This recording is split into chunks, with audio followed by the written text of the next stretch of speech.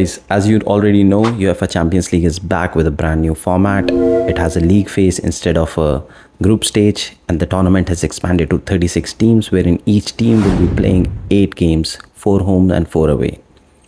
The team coming from 1 to 8 will qualify for the round of 16, and teams from 9 to 24 will have a playoff round, and teams from 24 to 36 will be relegated from Europe completely.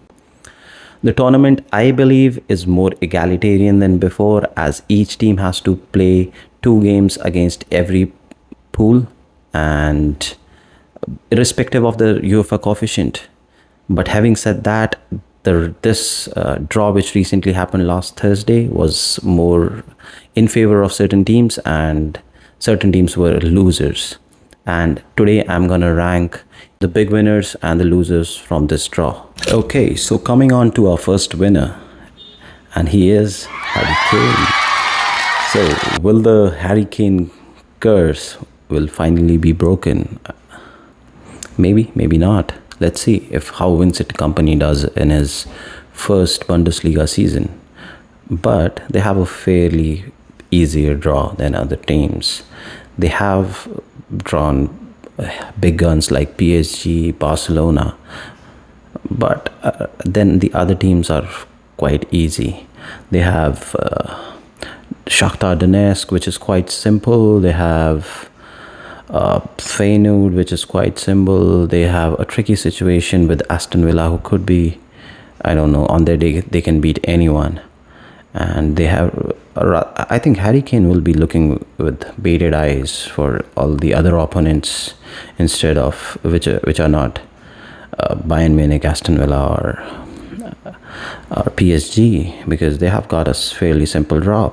They have got Dynamo Zagreb, so but they have a fairly simple draw. So I think Harry Kane is the big winner because he'll be looking to score plenty goals in there, and I don't think any other teams except PSG or maybe Barcelona, who've got their former boss Hansi Flick as their coach, should be able to do anything. So they look a real deal to qualify directly for the last 16.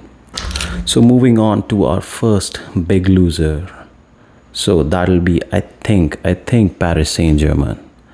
They draw in Monte Carlo couldn't have gone much worse for any other team. I think they have got the toughest league phase in this, having been drawn with Bayern Munich and Manchester City.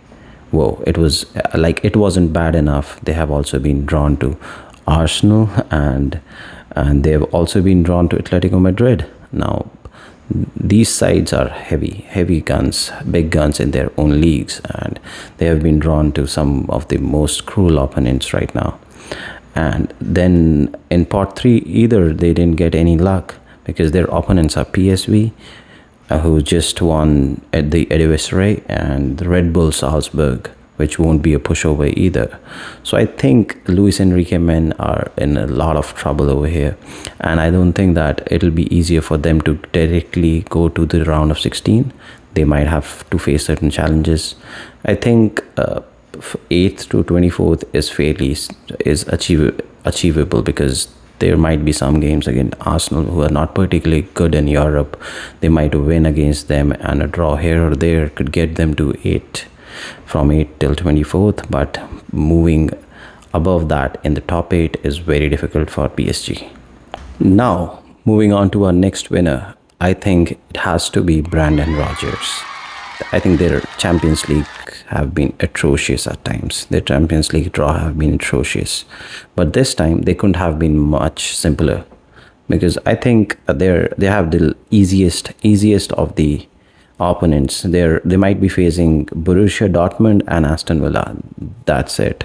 These are the only 2 clubs who can do something against them. But I think it'll be a pretty easy draw for them, because they have young boys, they have Club Brugge, they have Slovan Bratislava.